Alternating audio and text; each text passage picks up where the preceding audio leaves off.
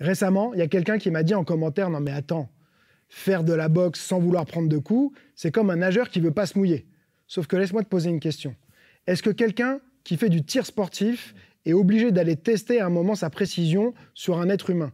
Est-ce que quelqu'un qui fait du tir tactique, qui adore ça, est obligé d'aller à la guerre pour voir si réellement il est bon en tir tactique? La réponse est évidemment non. Pourquoi quelqu'un qui aime la boxe, qui aime la technique, le mouvement, ce que ça lui procure comme sensation, toutes les qualités que ça va développer, tout ce que ça va faire, ça nous fait du bien en fait de faire de la boxe. Pourquoi il a besoin de se faire défoncer la gueule en 2025? On est bientôt en 2026. Il y a une autre manière de pratiquer la boxe et c'est de ça dont j'ai envie de te parler dans cette vidéo. Récemment, j'ai fait une vidéo où j'aborde le sujet sensible du sparring. Il y a eu plus de 200 commentaires et il y a énormément de commentaires qui vont dans mon sens, qui est que simplement on n'a pas besoin et même on devrait éviter de prendre des coups dans la tête, des coups violents, parce que si on n'a pas d'objectif derrière, de compétition, de combat professionnel, il n'y a pas de sens. En fait, ça n'a pas de sens d'aller prendre des coups dans la tête. Je ne vais pas refaire la vidéo.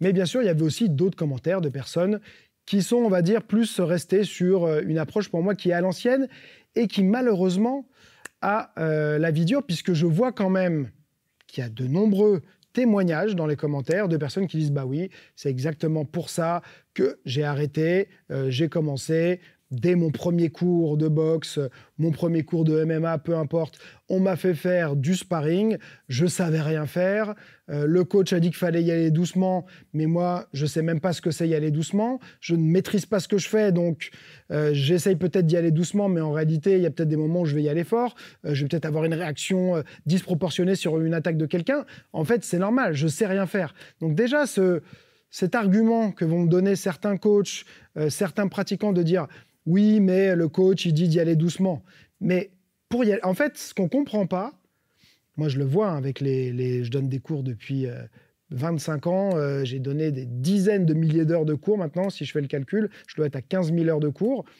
Et en réalité, y aller doucement, avec contrôle, sur un exercice libre, donc comme le sparring, c'est quasiment ce qu'il y a de plus dur. C'est bien plus facile d'envoyer à fond sans se retenir ou quoi que ce soit, que de contrôler. Pourquoi? Parce que contrôler, le contrôle, c'est de la maîtrise. Et donc, par définition, un débutant ne contrôle pas, ne maîtrise pas ce qu'il fait. Il vient de commencer. D'accord? Donc, déjà, de partir de ce postulat, de se dire « Oui, mais moi, je dis à mes élèves d'y aller tranquille. » Non, la plupart du temps, ça ne va pas marcher.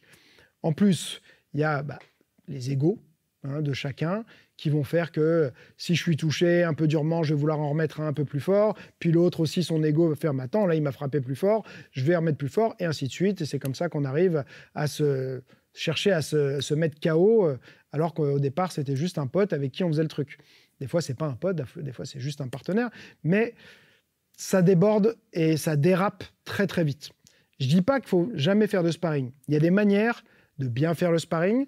C'est pas ça que je vais réellement aborder dans cette vidéo. J'ai des solutions, j'ai des approches qui nous permettent d'arriver vers le sparring. C'est quelque chose sur lequel je travaille depuis très longtemps. D'ailleurs, j'ai envie de faire une conférence réservée aux coachs, une conférence présentielle où on va aborder sur 2 jours la pédagogie, le sparring, les progressions, la préparation physique, même la prise de parole, comment bien s'exprimer. Voilà, bon. C'est un autre sujet, mais si jamais ça t'intéresse, je vais mettre un petit lien en description. Tu pourras cliquer dessus pour me dire que tu es intéressé et je t'enverrai les informations en avant-première quand ce sera prêt. On revient au sujet de la vidéo. Donc, aujourd'hui, on doit, pour moi, en bientôt 2026, pouvoir pratiquer la boxe pour le plaisir. Moi, ça fait longtemps que je me suis maintenant concentré sur l'aspect loisir. J'ai une période où j'emmenais des élèves en compétition. Et d'ailleurs, petite anecdote là-dessus pour faire prendre conscience aussi des répercussions que peuvent avoir de prendre des coups dans la tête sans avoir un minimum fait peut-être des examens, des choses comme ça. Une fois, je préparais, je crois qu'il y avait 6 élèves qui devaient combattre. Et puis, c'était des compétitions où, pour pouvoir participer, il fallait faire un fond d'œil. Donc, on se prépare pendant 1 mois et demi, quelque chose comme ça. On avait été prévenu un peu tard de la compète.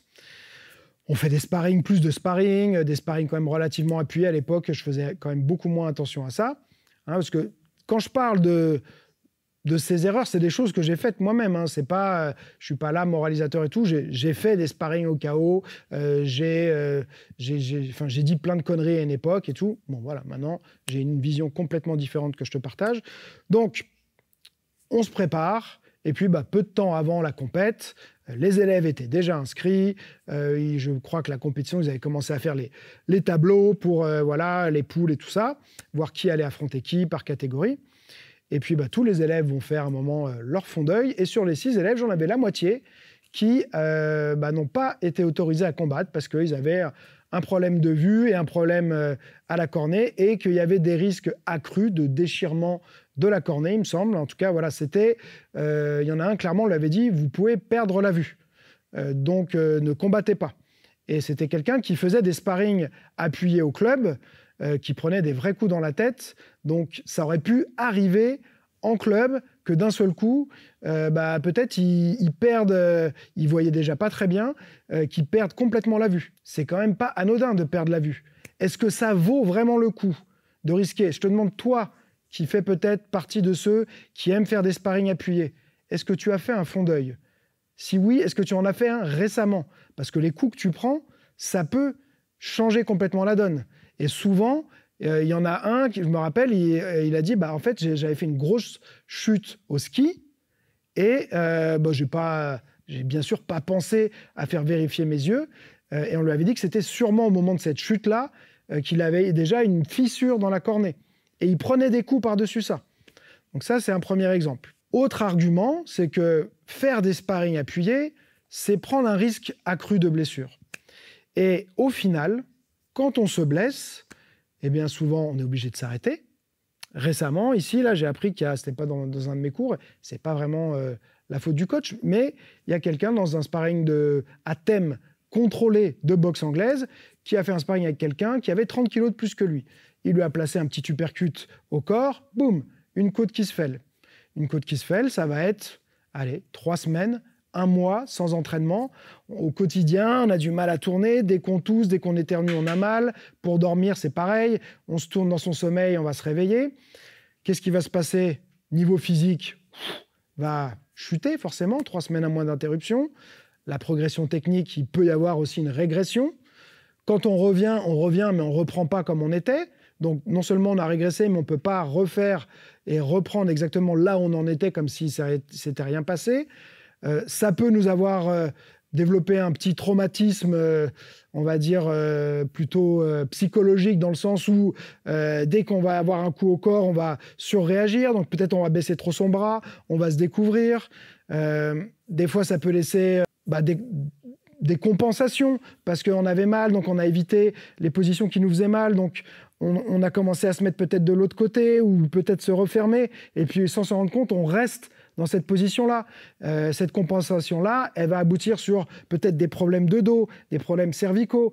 Il peut se passer plein de choses. Le truc, c'est que des fois, sur l'instant, on ne s'en rend pas compte. C'est 1 an, 2 ans, 5 ans, 10 ans plus tard, quand tu as développé une compensation comme ça, que ça te rattrape. Mais c'est dû à la blessure que tu as eue. Il faut savoir qu'il y a des gens qui se blessent 3, 4, 5 fois par an. Donc tout ça, il y a bien une blessure qui va laisser des traces à un moment. Et c'est 3, 4, 5 fois où tu as dû t'arrêter. Alors tu peux... Il y en a qui vont dire « Non, moi je suis un dur, je m'en fous, je continue même quand je suis blessé. Je suis un bonhomme. » Ok, tu es un bonhomme. Sauf que tu es un bonhomme qui s'entraîne avec pas toutes ses facultés, parce que forcément, quand tu as mal, tu combats pas, ou tu t'entraînes pas, tu progresses pas aussi bien que si tu es avec un corps qui est en pleine possession de ses moyens. Donc au final, ton potentiel, tu l'exploites pas complètement parce que tu es constamment avec des douleurs, des blessures qui t'empêchent d'exprimer complètement ton potentiel. Donc en croyant faire, en t'entraînant dur, en disant je suis quelqu'un de dur et tout, en disant c'est comme ça que je vais progresser, que je vais devenir plus fort, en fait, tu tires une balle dans le pied et tu progresses moins vite et tu progresses moins bien. Il y en a qui sont constamment dans cet état de blessure, je me remets, blessure, je me remets. Et en fait, ils n'atteindront jamais le niveau qu'ils étaient capables d'atteindre si c'était entraîné intelligemment. Parce qu'il y a vraiment des choses qui ont la vie dure dans le milieu des sports de combat. Non mais attends, on fait pas de la danse non plus. Mais ouais, on n'est pas venu pour enfiler des perles. Est-ce que tu as déjà entendu ces phrases-là? Moi, je les ai entendues très souvent. Il y en a plein d'autres comme ça, mais c'est pas représentatif pour moi d'une approche intelligente. C'est les phrases qu'on dit, j'ai dit voilà, des choses similaires. Ouais, on fait pas de la danse, des choses comme ça. Ça m'est arrivé de le dire dans le passé. Maintenant, je fais attention. Même parfois, j'ai envie de le dire. Et je me dis, mais non, arrête, c'est débile, en fait, de dire ça. Ça, c'est pas constructif. On peut s'entraîner intelligemment. Bien sûr qu'il faut pousser les élèves à se dépasser, mais se dépasser intelligemment, sans les mettre en danger. Encore une petite histoire pour illustrer mon propos sur les blessures. Quand j'avais 15 ans, j'ai fait une connerie. J'étais sur une piste noire et j'ai décidé de partir en chousse. Je porte des lentilles, j'ai besoin de correction depuis que j'ai, 14-15 ans. À l'époque, j'avais pas de lentilles, ça existait, mais c'était pas hyper répandu. Et donc, quand je faisais du ski, j'avais le gros masque de ski, je pouvais pas mettre mes lunettes, ça faisait trop de buée. Ce qui fait que je voyais pas bien les reliefs. Donc, je suis parti en chousse. À la fin de la piste, il y avait trois bosses énormes. Sur les 2 premières, j'ai réussi à rattraper. Sur la 3e, je me suis étalé, j'ai fait un bond en avant. Je me suis retrouvé à moitié assommé par terre. Et j'ai eu pendant 3 semaines une minerve cervicale. J'ai fini la piste, la tête de côté comme ça et tout. Je me suis remis, j'avais 15 ans, ça va. Grosso modo, 15-17 ans plus tard, j'ai fait des sparring, je faisais pas mal de lutte, de grappling et tout. À chaque fois que je faisais un sparring, j'avais un torticolis et j'étais bloqué comme ça pendant 1 semaine minimum. Et pendant 2 semaines, j'avais du mal à tourner la tête. Quand j'allais chez l'ostéo, il me disait « Oh là là, mais tournez la tête, oh là là, mais tournez de l'autre côté. Ah !» À un moment, j'ai dit « Bah stop, je peux plus faire de sparring. » J'ai renforcé mes cervicales, j'ai essayé de faire attention aux impacts, de m'entraîner plus intelligemment. Et aujourd'hui, même si je fais rarement des sparring, je fais de la lutte et tout, j'ai plus trop de problèmes au niveau cervical. Tout ça pour te dire que cet accident, quand j'avais 15 ans, il m'a rattrapé 17 ans plus tard, tu vois. Et en fait, tu te rends peut-être pas compte que tout ce que tu fais endurer à ton corps actuellement, tu vas payer les pots cassés bien plus tard. Et parfois, en étant relativement jeune, quand tu as 30 ans, 32 ans, et que tu peux plus prendre même un petit coup dans la tête et que tu te retrouves complètement bloqué et tout. Autre histoire, mon coach de boxe anglaise à l'époque, il y avait un différentiel important de poids, mais justement, moi j'étais jeune, je faisais beaucoup de pattes d'ours avec lui, j'ai dit, tiens, est-ce qu'on peut faire un sparring? Il m'a dit, bon, ok, si tu veux. Lui, il avait une petite quarantaine à ce moment-là. C'est un ancien pro qui avait pas mal de combats et tout. À un moment, je lui ai placé un crochet et ça lui a mis un coup de jus. Il est tombé par terre et il m'a dit « Ouais, non, j'ai les cervicales en vrac et tout. » Il a été à l'hôpital il avait perdu toute une sensibilité dans son bras gauche, je crois, quelque chose comme ça, juste sur un coup. Et j'étais pas en train de mettre toute ma vie non plus dans le coup. Mais en fait, c'est tout ce qu'il avait eu avant, toute cette accumulation. Au bout d'un moment, en fait, il m'a dit maintenant, si ma tête tourne, je peux plus subir ça. En fait, il m'a dit une fois à l'école, il s'occupe de gamins. Il y a un gamin qui joue avec lui, qui lui a mis un petit coup comme ça. Pareil, coup de jus. C'est pas normal. Est-ce que tu as envie de finir comme ça? Est-ce que tu as envie, peut-être, quand tu auras 40, 45 ans, 50 ans, de jouer avec ton gamin et il te pousse la tête et tu es comme ça et tu prends un coup de jus et tu tombes par terre? Non, faut penser à plus tard. Et pour penser à plus tard, il faut s'entraîner intelligemment. Et il faut aller contre toutes ces idées reçues qui perdurent dans le milieu des sports de combat. Bon, voilà, des exemples comme ça, en fait, j'en ai plein.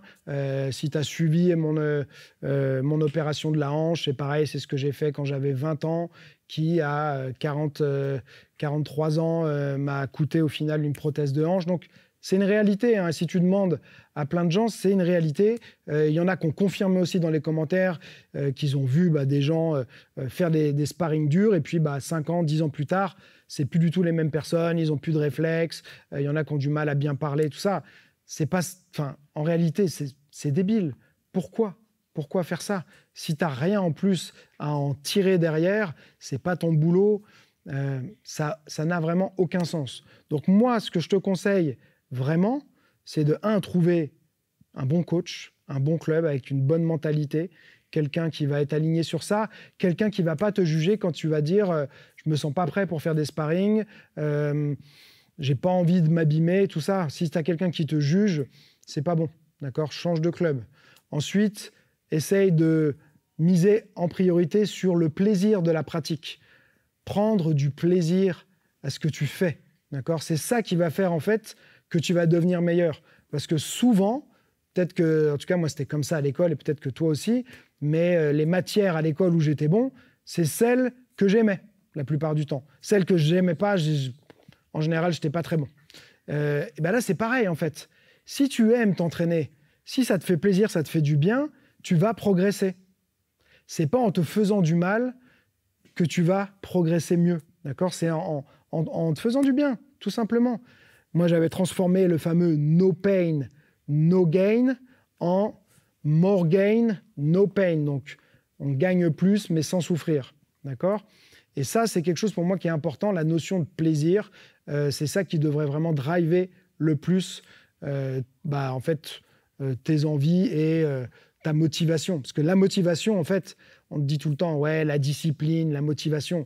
Mais quand tu fais un truc que tu kiffes, t'as pas besoin de discipline, t'as pas besoin de motivation. T'as juste envie. Tu kiffes, tu continues. Et c'est comme ça, en continuant longtemps, que tu vas devenir bon dans ce que tu fais. En s'entraînant, bien sûr, intelligemment.